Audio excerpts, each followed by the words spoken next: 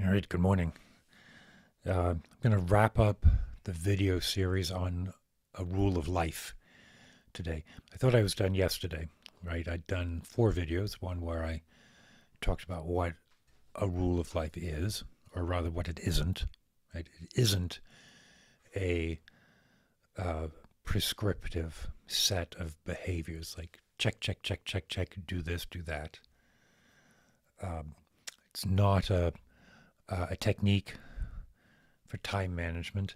Instead, it's like a node or a gravity center. Like there's a there's a way of being that I want to cultivate, a dynamic moment by moment experience, right? And what are the directional elements that will ensure that this is how I move through life? So there were 3 elements, and each of them had a very specific uh, control element, right, something to do, and then resonated with a broader meaning. So the 3 rules of life are to be hydrated, to be lean, and to be sober. I've talked all about these for the last week, but just to summarize in 90 seconds, hydrated, of course, means to drink water, drink a gallon of water a day. And then the resonant interpretation of that is to understand the fluid boundary of self, to understand that there is no concrete self, that there is a mystery and a process, and that sort of this fluid interaction of the self in its procedural, process-oriented condition, like its lack of reification and the mystery. And drinking a gallon of water a day fixes everything. It's amazing. Second, to be lean. So the functional direction there is to practice intermittent fasting. I really do think that this is something everyone should look into, is to establish a window during the day where you won't eat, and that window should be longer than the window in which you do eat. So for me, I eat breakfast at 10 o'clock in the morning and I'm done with dinner by 6 in the evening. I can do that because I kind of live this off-kilter schedule where I'm up at 3:30 in the morning and I'm in bed by 9 o'clock. But so adjust accordingly, but really stick to that time window. Sometimes I will add in criteria about what I eat, but really that's less important than when I eat. For example, I've tried to say, okay, I'm going to eat 100 grams of protein a day, which is a lot. And in order to do that, other things have to be taken out of my diet. So intermittent fasting, then the resonant interpretation of that is to be very careful about what is input into our minds, into your mind. Yes, specifically social media, but be aware that, like, if you were to immerse yourself in a topic for 3 weeks, any topic, and I mean immerse, like listen to audiobooks and read, journal about that topic, morning and evening for 21 days, your mind would really shift. The mind is very plastic. It's why meditation works. It's why mantra practice works. So less what to telling you what to put in, but just be aware that what you put in is very important. I sometimes don't even feel like the opinions that I state are my own because I am not being conscious about this second rule. And I'm just allowing Substack or Facebook or or your YouTube to just populate my mind with other people's ideas. So be lean about the ideas that are your own. And then the third topic I talked about yesterday is to be sober. And again, of course, obviously the prime definition of that is avoid intoxication. And you get to define that. For me, it means don't drink alcohol. I'm very sensitive to it. I have a history of drinking too much of it. So I've just chosen not to. Now that I say that as if that was an easy thing to do. If you have questions about sobriety, I'm here to help talk through those. But for other people, intoxication, it means something different. And what you're trying to avoid here is losing touch with the moment. If you have drunk enough that you are no longer acting from a point of authenticity or integrity, then you are intoxicated. And for me, that's very, very little. For you, it might be a couple glasses of wine. Who knows? Who knows? Right? But find that limit, and then stick to it. So that's the functional rule for sober. But sobriety ultimately is to be present and have no regrets. So then I thought, as I was saying that yesterday, I thought, well, that's really, if I think about it, the revitalization of my practice that took place a few years ago, coinciding with when I stopped drinking, is this this worry that I would be drunk when I die. So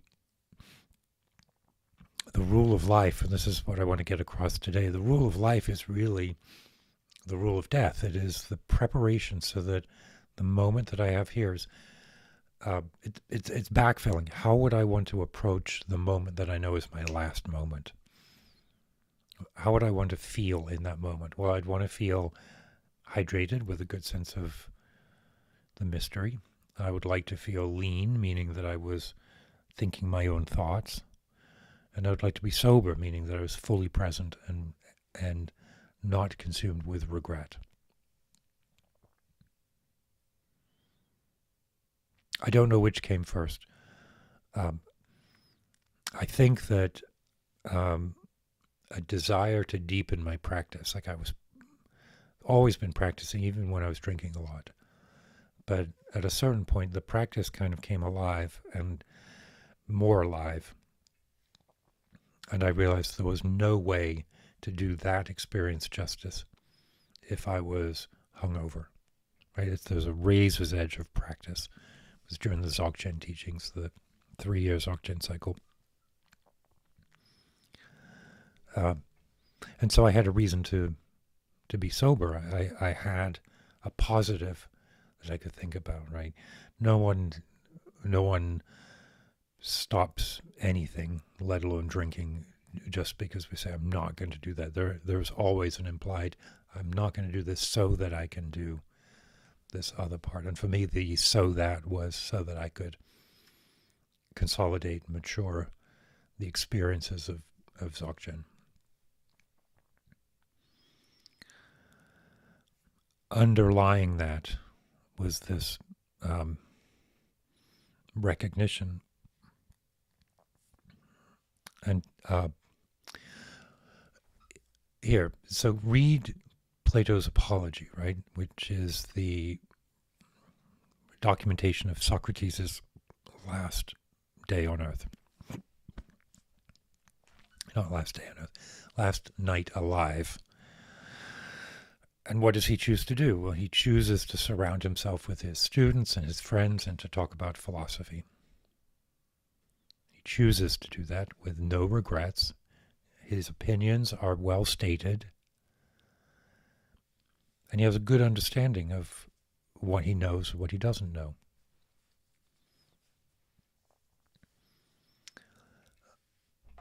The experiment to ask yourself is, what if you knew that in 4 minutes you were going to die? All of a sudden, the thought processes in your mind, right? The aspirations, the positive desires, the negative fears, the anxiety, the fantasies, the delusions, the insight, the clarity, all of that becomes this sort of present halo around you. That halo is always there. And it can be shaped through hydration, being lean, being sober. Because there will be a moment when you only have 4 minutes left. I want to stand in that moment and kind of experience it, whatever it is. And hopefully I'll be able to be with family and be alert and be, I don't have to drink hemlock at dawn, but, if that's the way, that maybe not the worst way to go. But the key for what as I was talking about the rule of life, I realized that what it really is a preparation, so that in any given moment, if that moment were my last, I would experience it the way that I want to. And the useful corollary to that is that if every moment feels like that, then there's a sort of delight in being that really is at the core of practice.